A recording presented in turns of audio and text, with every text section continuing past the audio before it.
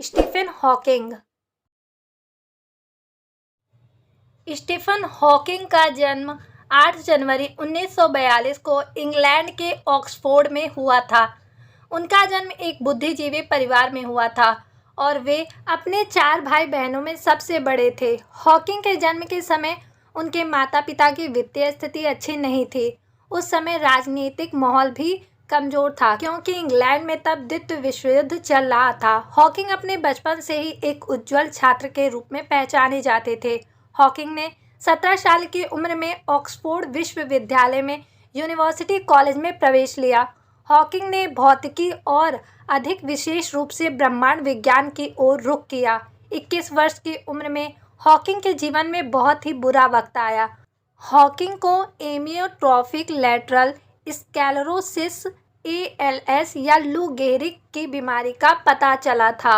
बहुत ही सरल अर्थ में उसके मांसपेशियों को नियंत्रित करने वाली नसें बंद हो रही थी। उस समय डॉक्टरों ने उन्हें जीने के लिए 2.5 साल दिए थे। इस एहसास के साथ कि अब उनके पास पर्याप्त समय नहीं है, हॉकिंग ने अपने आप को शोध में झोंक दिया। जैसे जैसे उनका शरीर पर नियंत्रण कम होता गया, उन्हें व्हीलचेयर का उपयोग करने के लिए मजबूर होना पड़ा। उम्र बढ़ने के साथ साथ उनकी शारीरिक स्थिति बिगड़ती चली गई। 1974 में हॉकिंग के शोध ने उन्हें एक सेलिब्रिटी में बदल दिया। दुनिया भर में यह मशहूर हो गए जब उन्होंने दिखाया कि ब्लैक होल वह नहीं है जैसा वैज्ञानिक सोचते थे। हॉकिंग ने ब्रह्मांड के राज उजागर किए, उन्हें बताया कि ब्रह्मांड कैसे शुरू हुआ, सितारों के निर्माण के बारे में भी महत्वपूर्ण जानकारी दी। महान वैज्ञानिक स्टीफन हॉकिंग की भविष्यवाणी। हॉकिंग ने एक ऐसी भविष्यवाणी की थी जिसने सभी को डरा दिया था। उन्होंने कहा था कि धरती एक ही झटके में तबाह हो सकती है।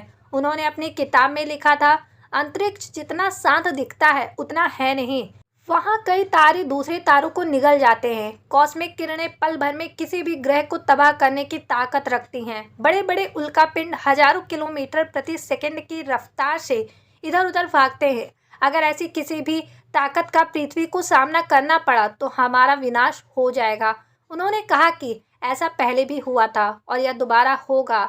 यह कोई कल्पना नहीं है बल्कि फिजिक्स लॉ पर आधारित है। 14 मार्च 2018 को वो हमेशा के लिए इस दुनिया को छोड़कर चले गए थे। उस वक्त भी वो ब्रह्मांड के रहस्यों को सुलझाने में लगे हुए थे। स्टीफन हॉकिंग के अंतिम शब्द एक किताब के रूप में सामने आए जिसे उनके परिवार ने उनके मृत्यु के बाद पूरा किया। बिग क्वेश्चन के संक्षिप्त उत्तर। इसमें उन सवालों के जवाब शामिल हैं जो हॉकिंग को पृथ्वी पर रहने के दौरान सबसे ज़्यादा मिले थे। पुस्तक में उनके अंतिम शब्द थे, कोई भगवान नहीं है, कोई भी ब्रह्मांड को निर्देशित नहीं करता है।